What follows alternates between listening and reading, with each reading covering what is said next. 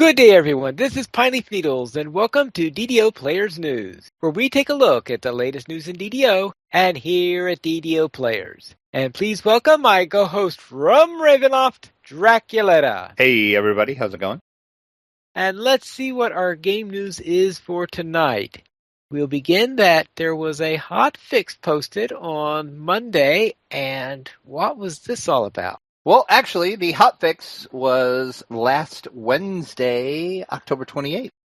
The first downside, it was confusing. We had a patch, and then we had a hotfix. Okay. So we'll talk about the patch first. That was last Wednesday on October the 28th, and that was just a couple feats got some little help. The improved critical now works on attacks with no weapons, like unarmed, hand wraps, and the druid animal form, and heavy armor fighter feat now worked on warforged with adamantine armor, and also the Night Rebels event got a few little fixes during that patch. They fixed an issue that would cause the Kobold's newest ringleader and under new ravagement to complete a little bit early. The Reveler's Regalia Night Horrors Clicky now has the correct 90-second duration, and House Jurasco will now create new instances with lower populations that should help improve performance issues near the entrance to Dalera's graveyard.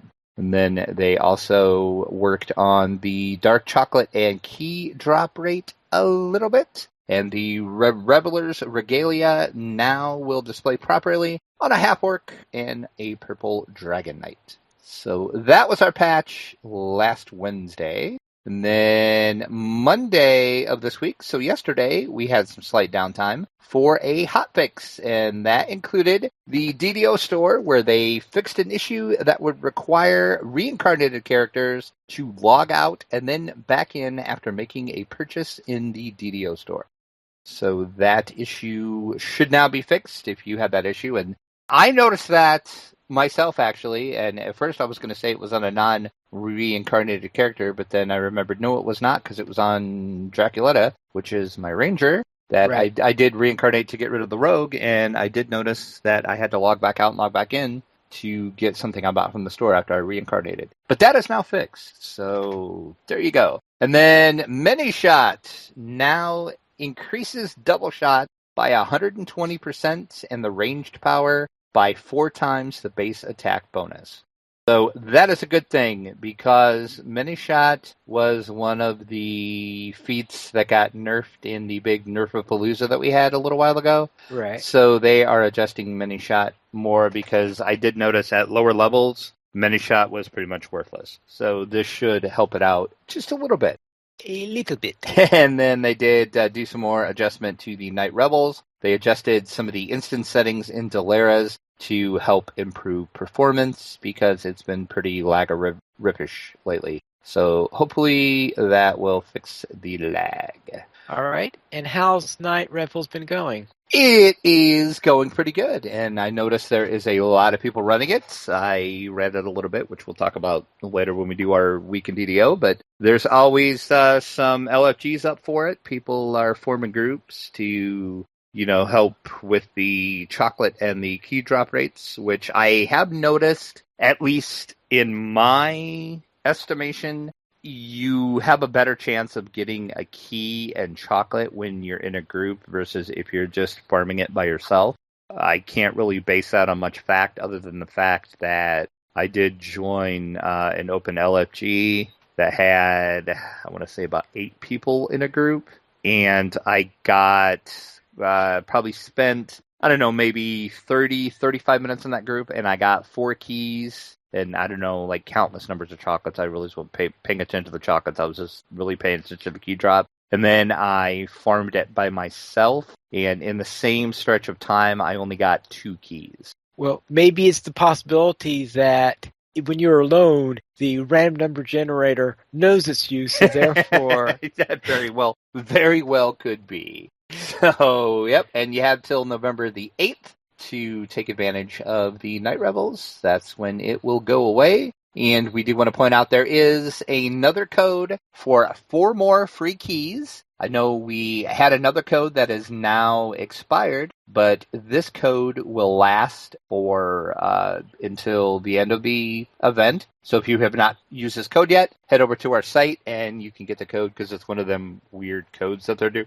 doing now. So I'm not going to read it out, but just to make sure that you do use that to get 4 more free keys. So it was kind of nice that we ended up getting 8 free keys basically with the store codes they gave us.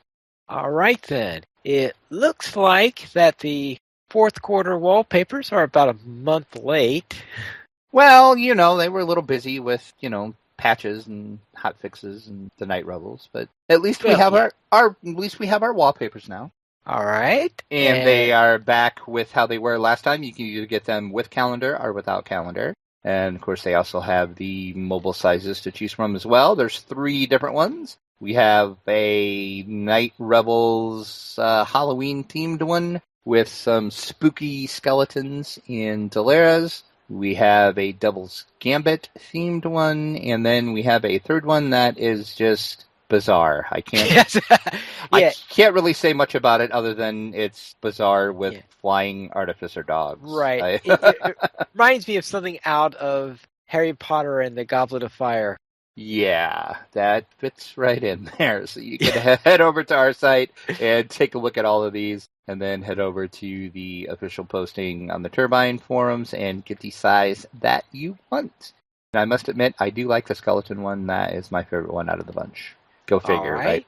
Then let's head into the DDO Chronicle number 164. It looks like it has a nice screenshot near the bottom. Yes, it does. I really did enjoy that screenshot with the pumpkin head and the nice red sky and the nice moon behind. Yeah, it was a very Halloween-ish screenshot, which fit in well with last week when the Chronicle came out.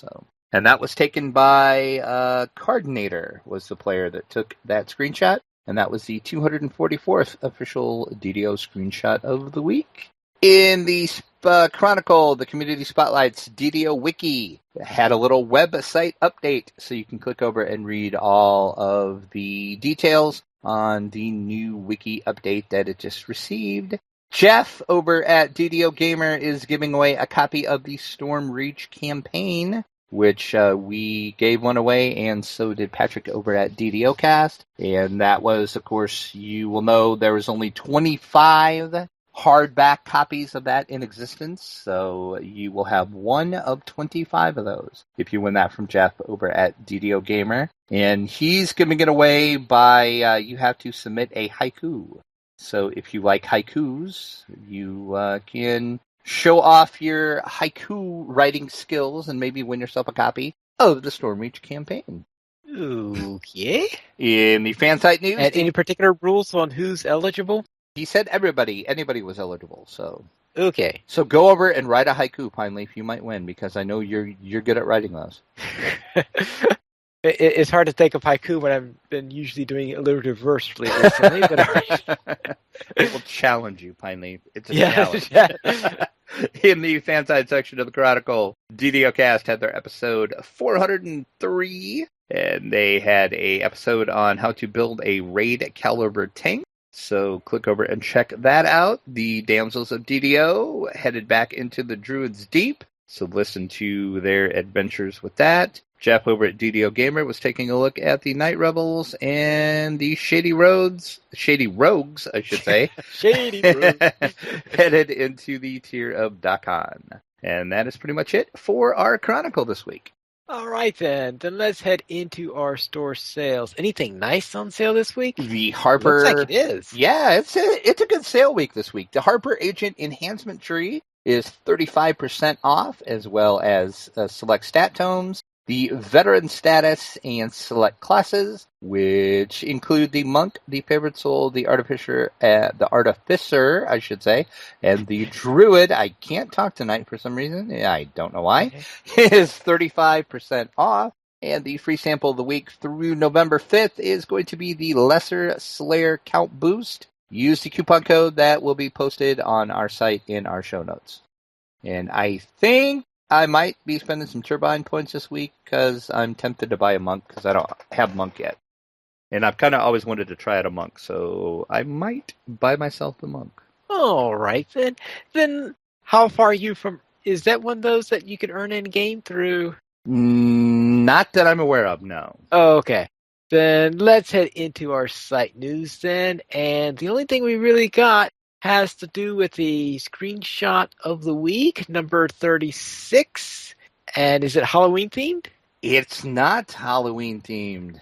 It's demon themed, so I guess that can kind of be Halloween themed. It's basically Eritrekos not looking very happy because a group of people is beating up on him and I'm shooting him with a bow. So he's not real happy right now in this screenshot. Well, seeing what he does in the Devil's Gambit.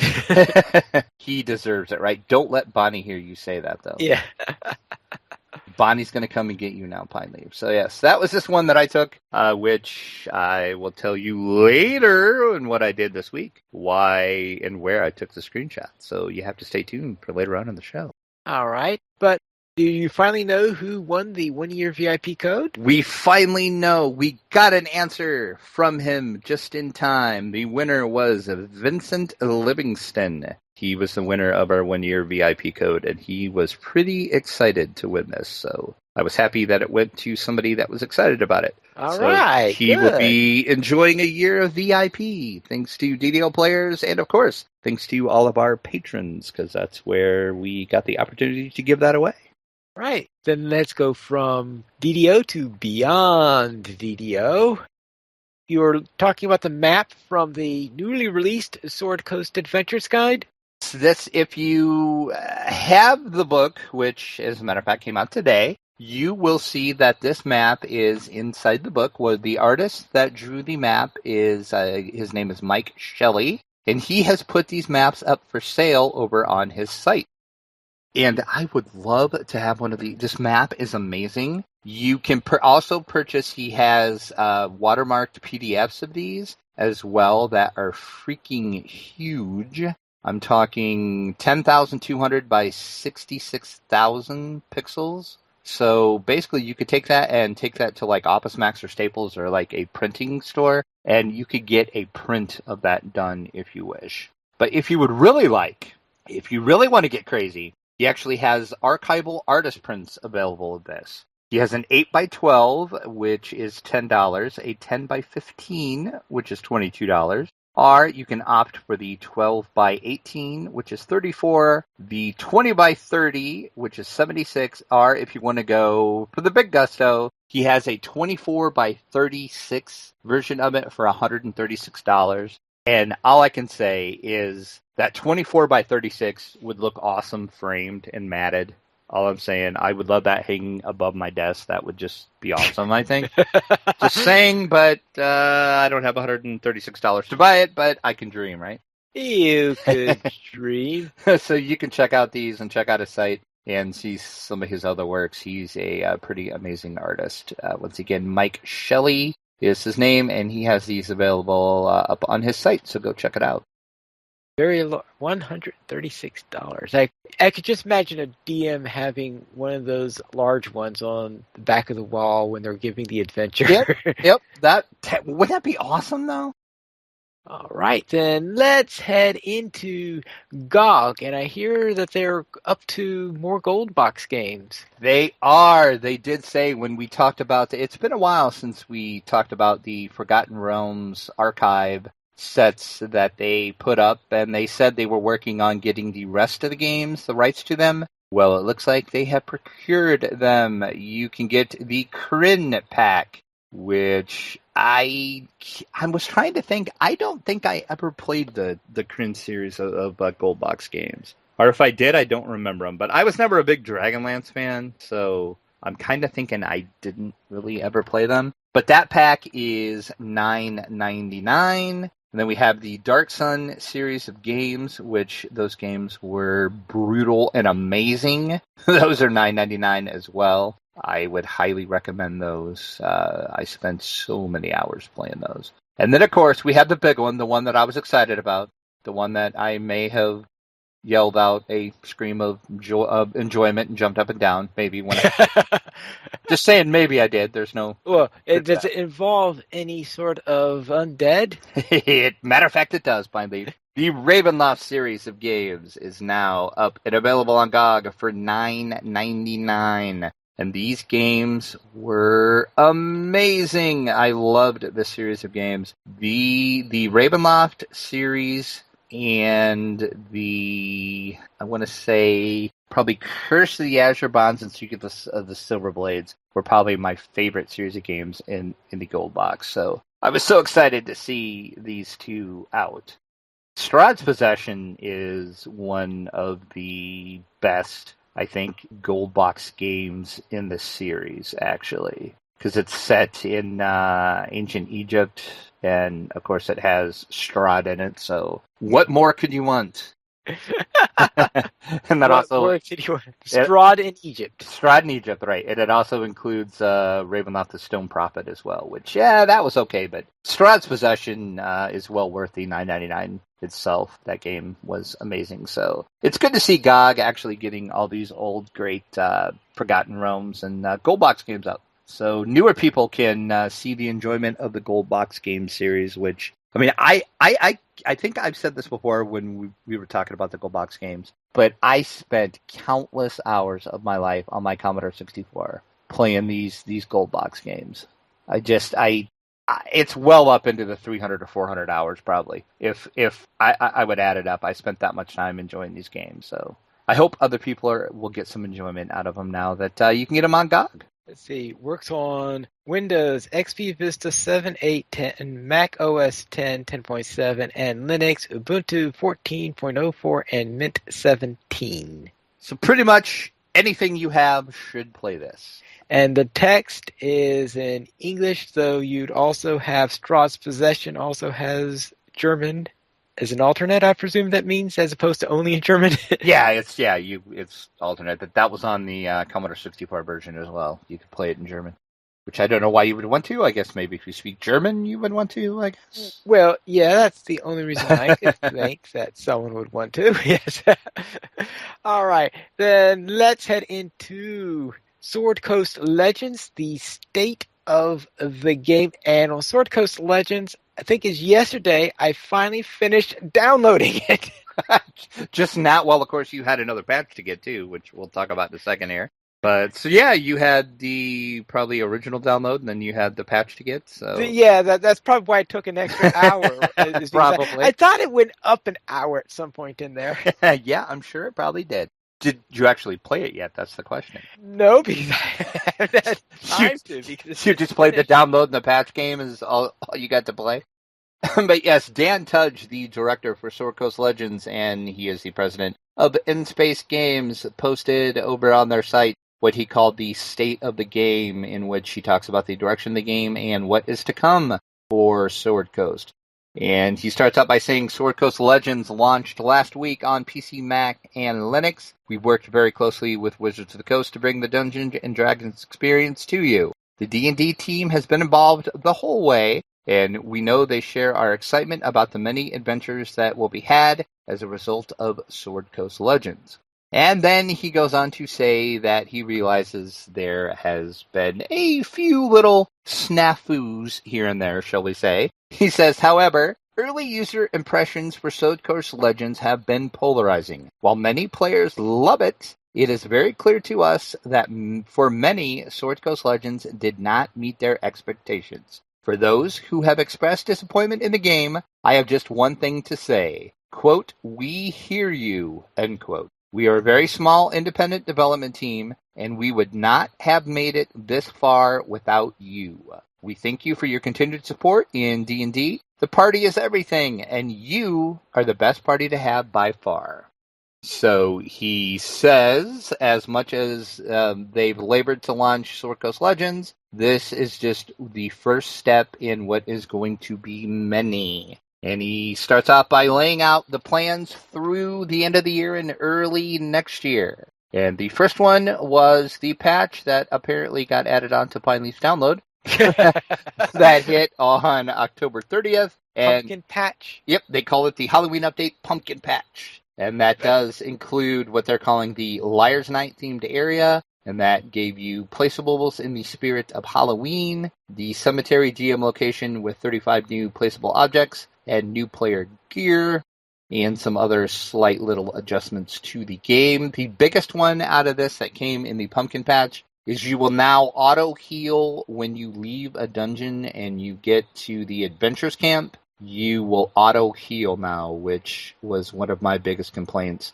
that you would get done with the dungeon, step out, you'd be at your adventure camp, and you would be, quote-unquote, resting at the adventure camp, but you still weren't healing yourself. Ugh. So that is now taken care of. You will now auto-heal.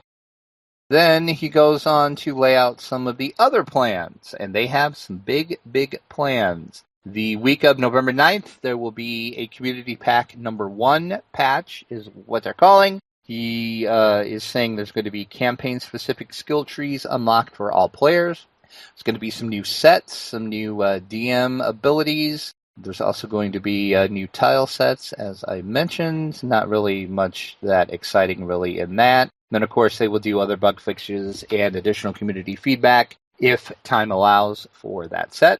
Then on November 30th, there will be yet another patch, which is going to address something that I think should have been done in their very first patch. Oh, that's when they're But that's gonna do me. it. Yep. The ninja looting in multiplayer games will be addressed. He didn't say exactly what they're going to do to fix it, but he did, and I know I've read a couple of his tweets, and I watched a couple of their live streams. They are looking at the looting system and what they can do to it, especially the ninja looting. So I say thank you, because that was much needed. And then also the Drow Elves are going to make their appearance in the Community Pack 2, which is going to be the week of November 30th. So you can play a Drow if you want, which is going to be awesome. I know who's going to do that. I was going to say, I'm going to roll up a Drow. I can guarantee you that. And some other little DM changes and stuff like that. And like I said, that ninja looting is much, much needed. So I'm glad to see that they're going to fix that. And also, the Rage of Demons storyline is coming soon. You are going to return to the Underdark in this all-new adventure taking place as part of the Rage of Demons storyline for pen and paper. Of course, the everybody's favorite outcast drow, Dritz Do'Urden, will make an appearance. They don't really say how or what your Dritz is going to have to do in the story, but there will be a horse storyline involving Dritz and the Rage of Demons. Also, there will be tile sets and placeable objects for DMs. The Tieflings will also make their player race. That is the third character I will be creating. I will be creating a Tiefling. And DMs are also going to get some more creatures available to place in dungeons, and community input and bug fixes as well.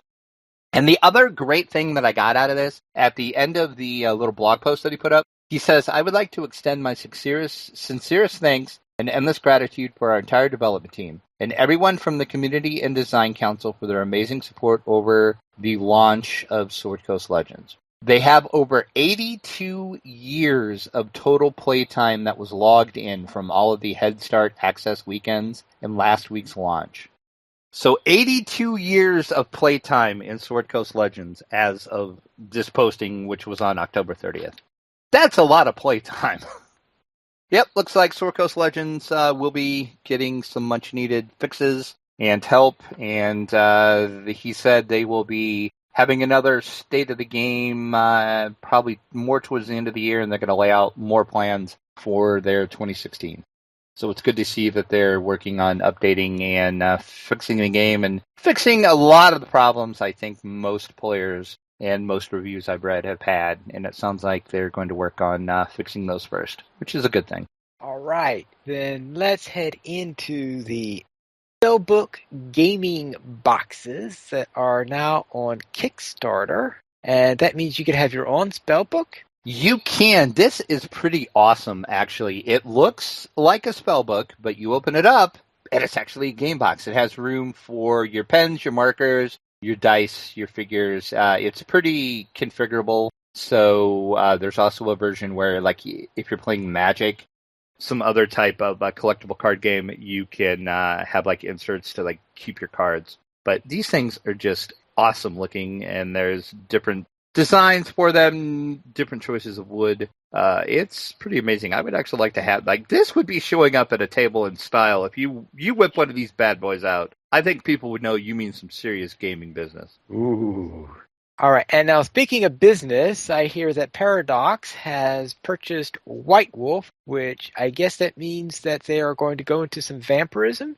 They said they are going to talk about their plans in the future. They didn't really say much about this, but this kind of came out of left field, too. Nobody was really expecting this. This little, I guess I can't call Paradox a little. I mean, they're a pretty decent-sized company, but they're based out of Sweden. They purchased White Wolf and all of the properties from EVE Online maker CCP. So basically that means Paradox owns the rights to Vampire the Masquerade RPG and the World of Darkness RPG. Right. So you can call them kindred then. Oh, well played, Pineley. Yes. Well played, sir. And the Vice President of Acquisitions and Portfolio Strategy, I'm not even going to attempt to announce his name. We'll just say he's the Vice President of Parabox. Posted on Twitter, we've been huge fans of the White Wolf IP for a long time, especially World of Darkness / Vampire. Gonna be great to give it some fresh blood. I like what he did there.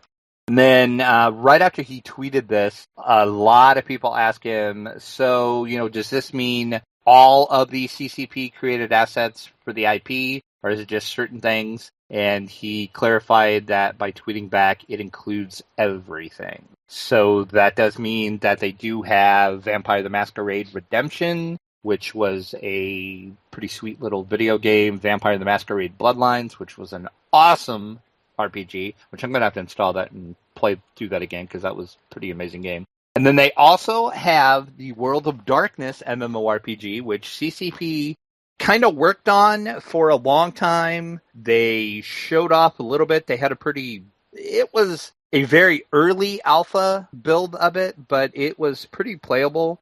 Some media and press got to play it, and they said it was a pretty well-established alpha that CCP had done for the World of Darkness MMORPG they were creating. And then one day they just decided, we're not going to make this anymore, we're done. So Paradox now owns the rights to that, and it sounds like they have all of what CCP did work on for that. So maybe, fingers crossed, World of Darkness RPG or MMORPG might be back on the table, and we might see that actually come to fruition, maybe. All right, we'll just have to find out. One can always hope. And I'm kind of hoping maybe they actually go back to pen and paper Vampire and do something with that, because Vampire the Masquerade hasn't had an update or anything for that in a long time. So I would love to see Vampire get some new love thrown towards it, and maybe have a new edition come out, and maybe some new source books. So we'll see what Paradox has plans. They said they will be towards the end of the year, they will be releasing some more information and kind of laying out what their plans are for this IP. But it's good to see White Wolf still has some life left in it. All right.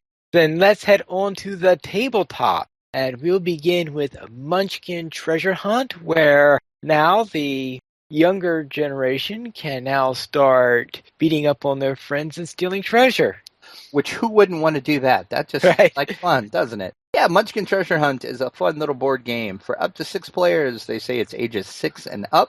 And they say now everyone in the family can be a Munchkin. Don't worry, you don't need to know how to play the other Munchkin games to enjoy Treasure Hunt. It does come with a board, 2 custom 6-sided dice, 96 colorful cards, 4 blank cards so you can write your own, and 6 character standees and a rule sheet. So basically, they say it takes about an hour to play. This is a kid-friendly version of Munchkin to kind of teach you how to play Munchkin. Now, is this based mainly on the card game or on the board game? It's kind of a combination of both, actually. If you watch actually not the video I linked there, I found a different video. I should edit this post and put it up. There's another video up on Steve Jackson's games YouTube that kind of shows some gameplay. It looks like to me it was a combination of both of them. But it looks just awesome because Munchkin is just so much fun. Munchkin is just awesome to play. So it's good to see that we can start our little Munchkin players early. So it is 6 and up. Yeah, you like what I did there, Funny, if you see what I did there. You can pick this up now. It's out at your friendly local game store or over at the Steve Jackson Game Shop. And I have linked a link to the game shop on the post. So check that one out. All right. Then let's head into another game, which I'm sure Dracula that they have looks like they are putting out once again, Fury of Draculetta. Yeah, oh, that would be awesome. I would take all the credit for that. No, yeah. Fury of Dracula is now available. We did talk about this a little in the past, and at Gen Con, I did get a chance to sit down and play this. And in one of our walkthrough videos, I did walk by and tape some of this so you can look back at our Gen Con coverage to see this. It's a 1 to 4 players. You basically are taking the mantle up of the famous Dracula hunters, and one player is playing Dracula. And Dracula is basically moving around London, and the Dracula hunters, of course, are trying to find them. At least Dracula find them first and take them out before they can get their advantages. So it's a fun game. There's not much difference between this and the older version. This is the 3rd edition of Fury of Dracula, actually. So if you played the first 2 editions, there's not a lot of changes. This one, and I can't remember if I played the 1st edition or the 2nd edition of it. I want to say maybe I played 1st edition. This one did seem to play a little faster, I think. They kind of, tweaked gameplay just a little bit on it, but graphics and everything on it were top notch. It was a fun game. I really enjoyed playing it at Gen Con, so I definitely have added this to my Amazon wish list and hope to pick it up one of these days so I can be Dracula and run around and have my friends not catch me. So hey, there you go. Yes, I figured that would be the role that you would play. Well, naturally, of course. All right, then let's head on into our week in DDO. And what were you up to? My rogue, still level 19, ran the Devil's Gambit with no drops. Hold on, still level 19? Still level 19. I had thought that you hit 20. Oh, I'm sorry, I did hit 20. I don't. Well, I did not doubt this. You are right. I am level 20. I hit level 20 last week. Yeah. So scratch that, reverse that. Still level 20. There we go. Yes, how's that? Okay. Devil's Gambit with no drops. Of course, nobody's really surprised at that turn of events. And as I kind of alluded to earlier in the show, I did run the Night Rebels event.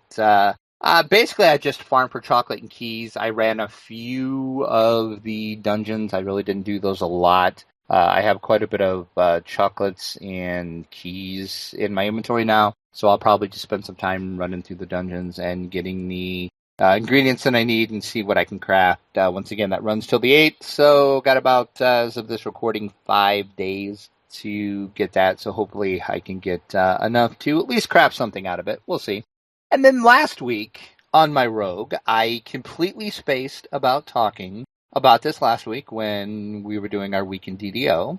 I did my first raid. Ooh. I ran the Shroud. Did it 2 times, as a matter of fact, and had a lot of fun. It was great. And I want to thank Bonnie Pugh for walking me through how the Shroud works. She was telling me, kind of how it worked, give me some hints, give me some tips. And want to thank all of the great players on Cannith that joined the 2 LFMs that Bonnie put up. We didn't have to wait very long at all. The second one, we probably had to wait about maybe 5 minutes for it to fill up. The first one, we had it full within probably 2 minutes after I put the LFM up. So people on Cannith were awesome, as they always are, because Cannith is just an awesome server with awesome players. So thanks to everybody that ran it with us and made my first 2 raids pretty enjoyable, and it was really easy. I think I only died once, so that wasn't too bad, and that was totally my fault on that death. I knew, because Bonnie told me what was going to happen, and I didn't react fast enough, and I died, so it was no big deal.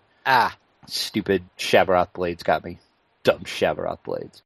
So I will probably be running that again. I will keep looking for LFMs on Cannith, and if I see any LFMs for the raid, I will hop back in because I enjoyed it. It's a fun little raid. It's nothing too overly challenging. It's Once you know kind of how the mechanics of it work, it's pretty easy and pretty fun. So I enjoyed it. So now I can say that I ran my first raid. So thanks again, Bonnie. That was a fun time last week. And why I didn't talk about it, I don't know. I completely spaced it, so I apologize for that. Back to this week, my Shade Archive is at level 17, Devil's Gambit, no drops. Of course. Of course not. And then on Halloween night, I rolled up a level 7, just jumped to level 7, of course.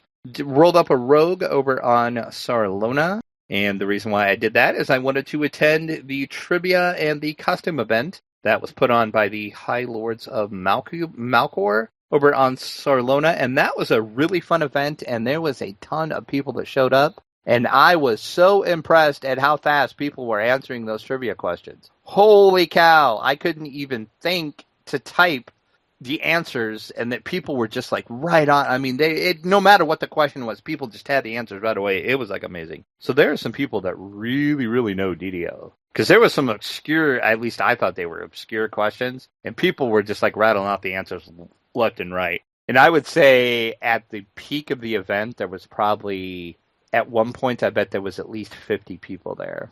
So it was great. And that was actually the first time I've attended any live events on any server. So thanks to the High Lords of Malcor for putting that on. It was a good time.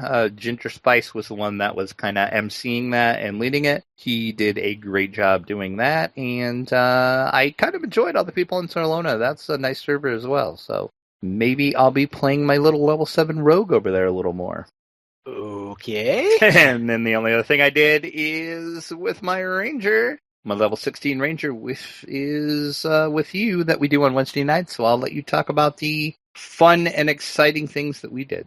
All right, but what are you playing on your group? Oh, that's right. I always forget that I include that in my week. Yes, the famous D&D tabletop group that I have. I did say that I am going to take them through the Tomb of Horrors, but I decided before I just take them through the Tomb, I was going to have them roll up level 1 characters, and then they were going to run through a classic module. I had one planned out. I knew which one I was going to do. I was like 80, probably 75%, 80% done with my converting of it to 5e. And then I was looking at all of my modules that I have, and I found another one, and I was reading it, and I thought, this might be more fun and exciting to run through. So I gave them a choice, and I left it very vague. I told them, okay, I want you to vote. Do you want a module that is more trap and puzzle-based, or do you want one that is more story-driven and combat-focused? And right now, I'm waiting for one more person to vote. Right now it's tied. So I don't know which one of two that I'm going to run through, but I do have those almost completely converted to 5e, so I have both of them ready to go. So we'll see which one I unleash on them. It'll be an evil mixture of the two. I probably could do that. That wouldn't be hard to do, actually. So, now you're giving me more ideas, finally. Darn you for giving me these ideas. Well, that's what they get for being split. That's right. Well, they're going to end up splitting the party anyway. They always do. Yeah. I'm telling you, my group of friends, it was funny. The one I text messaged, and I asked him about his choices, and he gave me what his vote was, and he says, and I will quote him there, and he said, but just remember, DMing us is like trying to herd up a herd of cracked out kobolds. And that pretty much describes them. That's pretty much that group in general. It's like running a Monty Python-ish group through a Dungeons & Dragons dungeon. They're quite the characters, but they're my friends, so it's fun. So we'll see. This is all going to start tentatively now. We are going to start it the day after Thanksgiving, which here in the United States is called Black Friday. And for the past probably 5 years, we have always got together and we've gamed. So we have dubbed it the official Black Friday gaming night. We usually just do tabletop, but here last year is when we started the whole Ravenloft campaign. So I figured it would be very apropos to start the new campaign on the Black Friday. So I'm sure we'll play some tabletop stuff, and then we'll slide into D&D, and we'll start running them through one of the two classic adventures, and I will announce after it happens which one we're doing, because I still don't want them to know, because I have this plan no matter which one they're going to do. None of them are going to, and I'm talking about their characters here, none of them are going to know each other, and they're going to find themselves transported to a certain place, depending on which module it is. I'm not even going to say where it's at, because that might give it away. And they're going to be thrown together, and that's going to be part of the adventure, is they're going to have to learn. Well, they play that way anyway. Well, this is true. But they're going to have to learn very quickly to rely on each other and trust each other and become friends with each other. So good luck to them, because that's not how they play. So we'll see. So we'll see on Black Friday, day after Thanksgiving. That's when all this is going to go down. And then I will, after that, I will actually announce which module it's going to be, because I'm going to keep it a secret until then, because I don't want them to know. Actually, I heard a rumor that Black Friday has been spreading to other countries. Is that right? Yeah, because last year there was a mention saying that how in England apparently it's been catching on, despite the fact that they do not celebrate Thanksgiving. If they celebrated Thanksgiving Day, it's not anywhere near where we do it. Oh, that's funny. I'm so sorry we've subjected Black Friday onto you. All right. What I've done, we'll begin with my art level 16 artificer, who is running with Drac, and we are running stuff in the harbor. We'll say things, not exactly your easy harbor quest, but we started out with the Spinner of Shadows, where we were trying to stop the Spinner of Shadows from whatever nefarious scheme she had, and apparently we weren't very successful, because we then had to go beyond the rift into the Demon Web. So it's the first time I've been in the Demon Web in DDO. I've been in it in pen and paper before, but boy, yep, you know it's the Demon Web because it's weird. That's an understatement. Yeah, that's an understatement. Yes, the Demon Web is crazy. And it was one of those rare times where Drac and I were experiencing a dungeon together, for the first time together, since very often he's already done the ones that we do.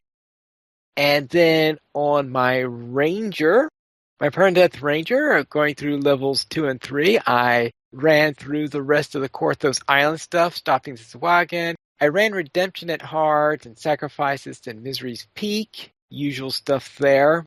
And then I went into the Cerulean Hills for Where There's Smoke and the Captives. And while in the Cerulean Hills, either there was a drop from a chest or a quest reward where it was a really nice level 4 bow there. So when I get to level 4, I'm going to have... Actually, I've later got another bow also, which could be a good alternate. So I'm starting to get some good bows for my Ranger. And then I did the Captives.